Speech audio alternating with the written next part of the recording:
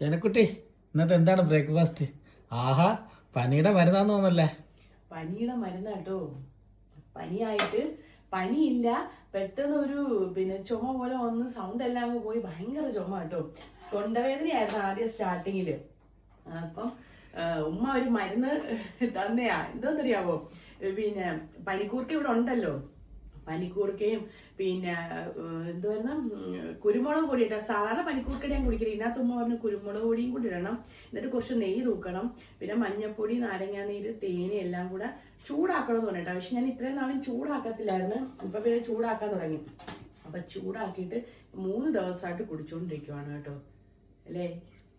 അത് ശരി, അതിലൊക്കെ മാറിയിട്ടില്ല എന്നിട്ടല്ലേ? ഇതൊന്നും മാറിയില്ല, പക്ഷെ കുറവുണ്ട്. ചപ്പാത്തി ഇന്ന് രാവിലെ ബ്രേക്ക്ഫാസ്റ്റ് ഉണ്ടല്ലോ, ചപ്പാത്തിയാണ് കേട്ടോ. കടയിൽ നിന്ന് പാക്കറ്റ് ചപ്പാത്തി വാങ്ങിച്ചോണ്ട് വന്ന്. അപ്പം ചപ്പാത്തിയും കറി എന്തോന്ന്, തക്കാളി ചട്നി കേട്ടോ. തക്കാളി ചട്നി, തക്കാളി ചട്നി.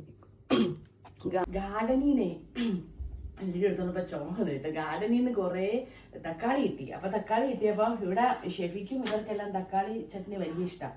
അപ്പൊ ഞാൻ വിചാരിച്ചു ചപ്പാത്തി ഇവിടെ ഇതുണ്ടാക്കാന്ന്, തക്കാളി ചട്നി കേട്ടോ. ഈ ചപ്പാത്തി ആണെങ്കിൽ പൊങ്ങുന്നില്ല. ഇത് പാക്കറ്റ് ചപ്പാത്തി ആയിരുന്നേ.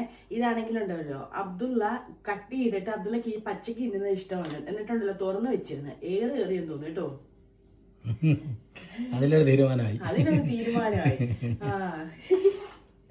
പിന്നെ അപ്പൊ ഞങ്ങള് രാവിലത്തെ ബ്രേക്ക്ഫാസ്റ്റ് കഴിക്കും കേട്ടോ. ഒച്ച അടഞ്ഞ് സൗണ്ട് പോയപ്പോ ഉണ്ടല്ലോ ഭയങ്കര ബുദ്ധിമുട്ട്, ഭയങ്കര ഒരു തൊണ്ട കുത്തി ഭയങ്കര ചുമ. 3-4 നേരമായിട്ട് ഇപ്പൊ ഇങ്ങനെ മരുന്ന് കഴിച്ചുകൊണ്ടിരിക്കുവോ. 2 ദിവസമായിട്ട് ഒട്ടും സൗണ്ട് ഇല്ലായിരുന്നു. ഇപ്പൊ കുറച്ച് ഓക്കെ ആയി. ഞാൻ നിർത്തിയെന്ന് വിചാരിച്ചു മതി, 2 ദിവസം കഴിഞ്ഞില്ലേ? ചെയ്യുന്നു. അപ്പം സ്റ്റാർട്ട് ചെയ്ത്. അപ്പൊ ഓക്കെ, ടാറ്റാ, ബൈ ബൈ.